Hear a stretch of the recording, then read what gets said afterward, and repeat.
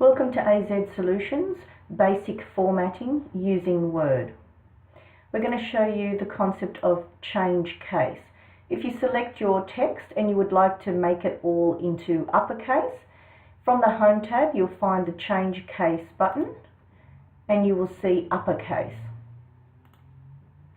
You can also change it to lowercase, sentence case, capitalizing each word, or toggle case.